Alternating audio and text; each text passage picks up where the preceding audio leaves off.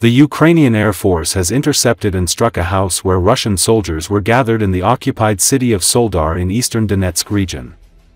As a result of 2 strikes by a Su-27 fighter jet with US-made GBU-62 high-precision bombs, the house was blown up, and the occupying soldiers inside were killed. Images of the explosion were circulated on Telegram channels. It should be noted that Ukrainian aviation has increased its strikes on Russian army positions in the occupied territories, as well as in the border regions of Russia. As a result of the strikes with Western-made bombs, a significant number of Russian troops and military equipment have been destroyed.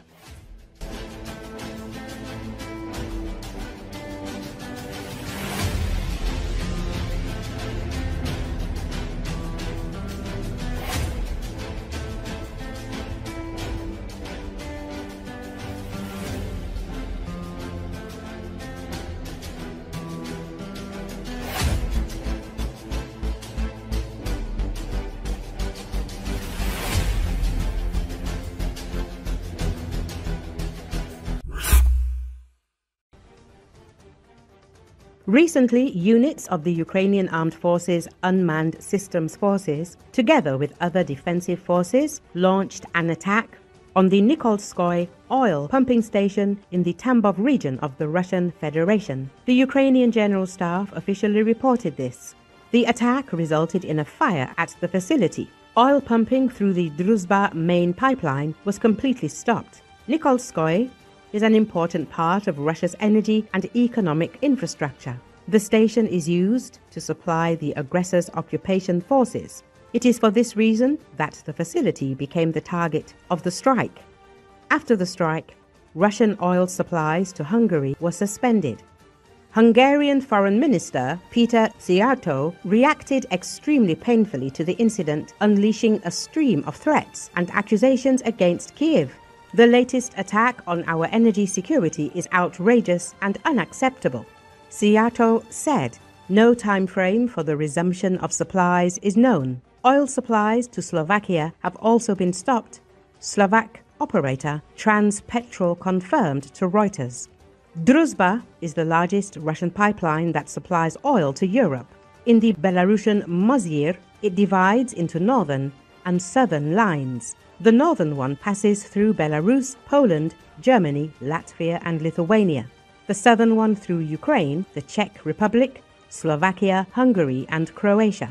A few days ago, Ukrainian forces disabled the Unecha station in the Bryansk region, which is also connected to Druzhba.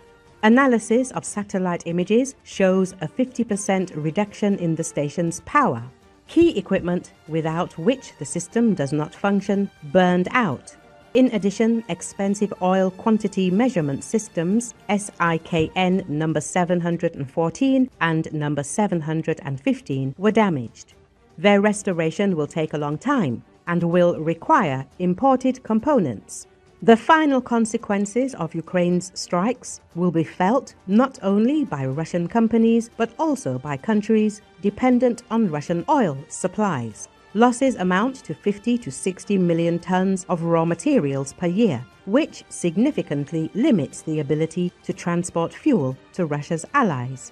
The Ukrainian Defense Forces continue to demonstrate high precision and effectiveness in attacks on the aggressor's military and economic infrastructure, reducing its ability to continue the war. Earlier, media reported that Unecha had stopped pumping oil. Ukrainian drones have already shown the holding company AK Transneft product twice in August on the 6th and 13th that hard times have come for it. The target was the linear production and dispatch station Unecha near the village of Vysokoye in the Unechsky district of the Bryansk region as the central node in the Druzhba oil pipeline, which belongs to the above-mentioned joint stock company.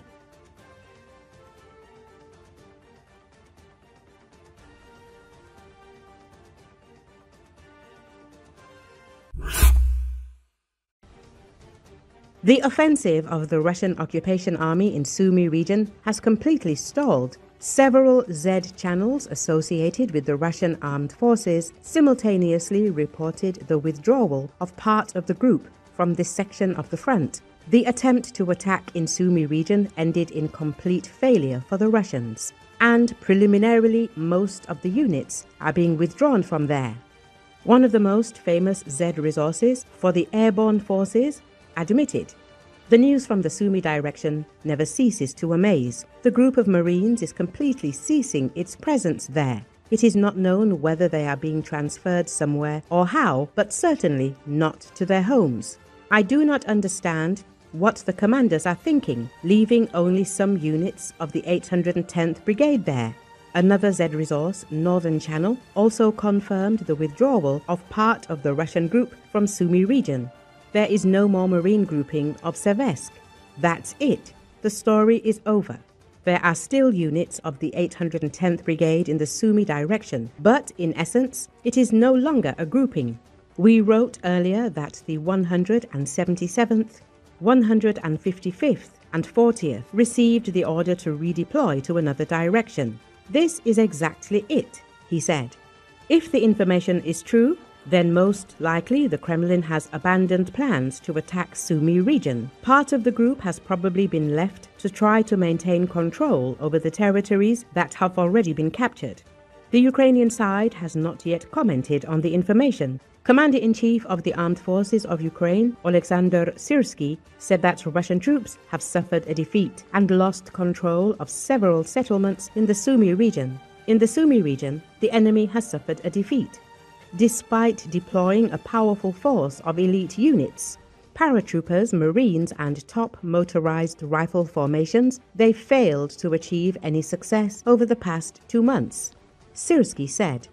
He added that Russia's latest attempt to advance near Stepny and Novokostiantinivka ended in complete failure. The invaders were destroyed and pushed back across the state border. We're continuing offensive operations in the area. Realizing the futility of their efforts, the enemy is now redeploying units from Sumy to other fronts, primarily Zaporizhia. Syrsky said, according to him, the situation on the front line is currently very difficult. It is marked by the continuation of Russia's strategic offensive operation. At present, the enemy is regrouping and focusing on 2 main sectors. The first is the Pokrovsk sector, which remains a key priority for the Russians.